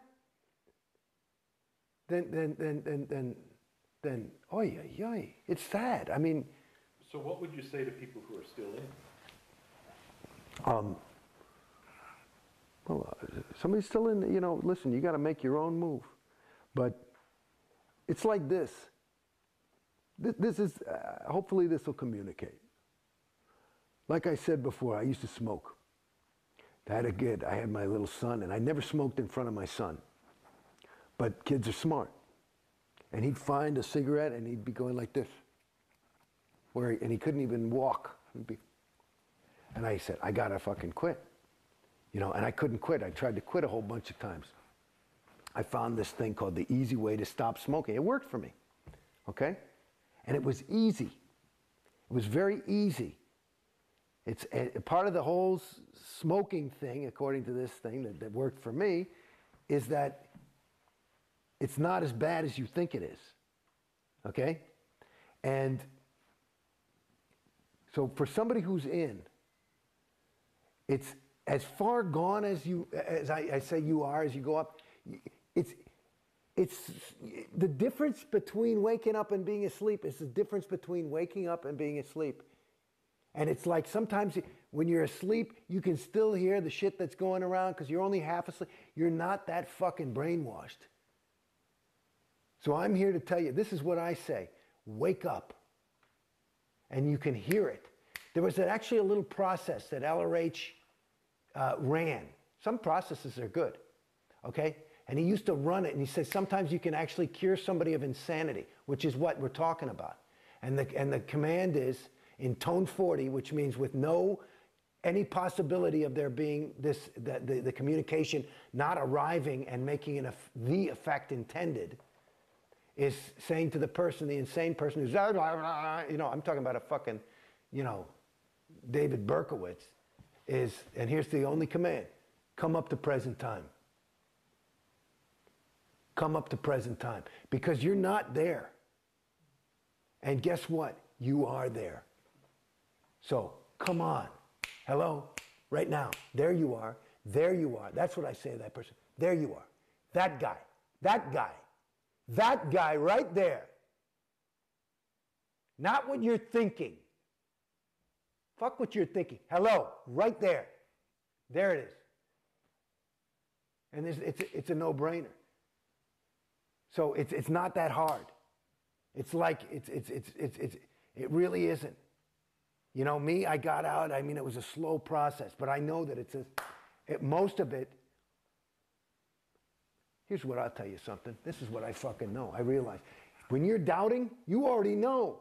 You're just looking for a bunch, because you're stuck in a world of data. You're looking for data to make it so you can overweigh this data. And guess what? It's not about data. It's about you. I mean, which is exactly what Scientology says. This is because there's the irony. It's about you. It's not about any fucking data. There's nothing to figure out because you already know. You already know. Beside the fact that all these fucking claims, here's just a thing if you have just a little thing. All these claims, how about a little bit of fucking evidence? How about some fucking evidence? I'm not talking about prove to me there's God. I mean, it's just some pretty fucking sweeping things of like, well, you know, you have to take responsibility for, you know, salvaging beings. Like this whole Xeno thing is insane. You know what I mean? Do people believe it? Why? Because LRH said it. Just like I was talking about the psychs. There's no fucking evidence. It's just chatter about nothing. There's no fucking evidence. And they call it Scientology. Like it's got some fucking hypothesis and some fucking if then and here's the proof and this is it and there it is. And the fucking thing. And that's the other thing that I realized that listening to all those fucking congresses. This motherfucker, listen, if you're doing some Scientology, some science, you know, you got to have a bunch of fucking people and you test the fucking thing. What did he do it on? 3 fucking of his friends? Wait, that's it. You're clear now. Okay, let's have a Congress. Because it worked. You changed the wording from come up to present time to come up to present time. And that's a Congress. And it worked on, you know, Joe. So, yeah, go try that. And they fucking have these audits. I mean, it's insane. I think he believed it some of the time. You know what I mean? So what would you say to current management?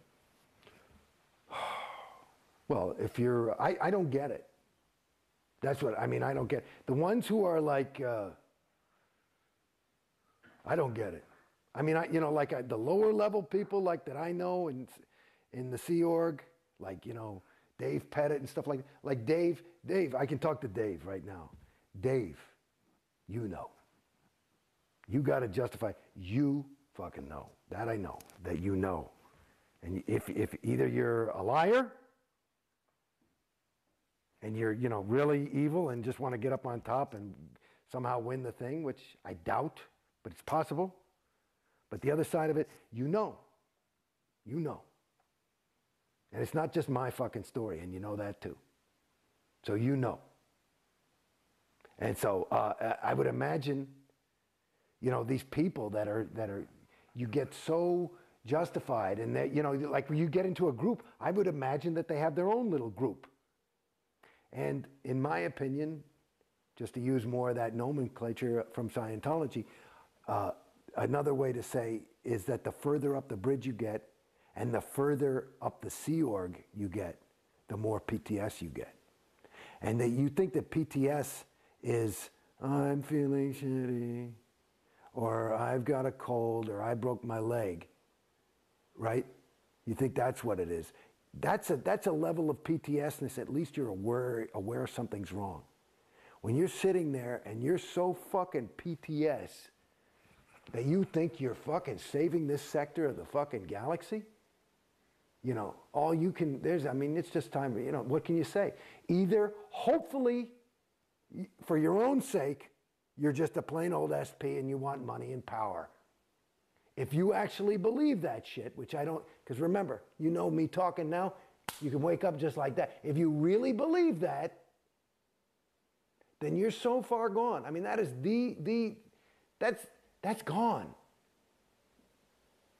That's gone. And I don't believe anybody's that gone. You just, it's like a guy who has a $500 a day habit. You know, he started with 1 toke or whatever the fuck it is.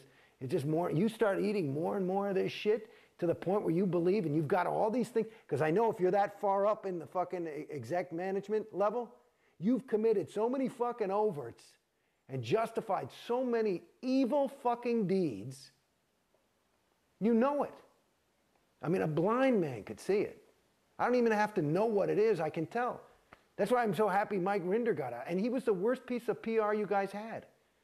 Because I would look at that guy and you could just tell that guy he was bad. He had done a lot of bad things. I mean, I just saw it. You could tell, you know, I mean, they put him on to defend people, Scientology. You put the Dalai Lama on and you look at him and you say, there's a sweet guy, I don't know what Buddhism is, but you can tell that's good. Deepak Chopra, you know, okay, he wants a couple of bucks, but he's trying to help him. This is a guy who's like, yeah, I mean, he's dark and he was like, yeah, and it was like this thing, it's like, fucking thing, this is what you would cast as a villain in some cheap fucking B movie. What are you, crazy? And you know, did you believe it? I'm sorry. I mean, he's out. I mean, I hope he's out. That's great. But that's what I saw. You know, that's what I saw. You know, me personally, I look at David Miscavige. That's my definition of 1-1. He's good at it. You know, to lie to people like that, to take money, to have no sense of responsibility when you rip people off for hundreds of millions of dollars and then make them happy about it afterwards? You must be giggling. Arbitrary's canceled. Are you fucking kidding me? I mean, that's insane. So, whatever, you know. But there's some people, listen, the bottom line is some beautiful fucking people in there. Public and Sea Org. Great people. Great, great, great people. You'd be lucky to have a friend like that. So, but that's the shame of it. And that's the part, you know, I don't, you know, maybe I've gone too far because I do not want to hurt somebody's feeling. I don't want to shake somebody's universe. I'm not here to, yeah, like right now I'm feeling a little, only because I don't, you know, maybe, yeah, well, there's the unsugar-coated version, but it's got a little English on it. And my intention is not to put English on any of this. I mean, I talk in a way that's full of English, but I'm talking about, like, I don't have an agenda. I don't think. I mean, like most people, I guess I want to help. And I suppose that's why I got into Scientology. That is because I wanted to help. And right now I'm trying to help. And I know that the Scientologists are trying to help. They're just trying to help. I think that's what most people are trying to do, is they're just trying to help. I don't want to be a terrorist about it and shake anybody up and upset anybody. I have the luxury of having gotten into Scientology and, after having been in it, been out. And that's a perspective that those people who are in and are not out do not have.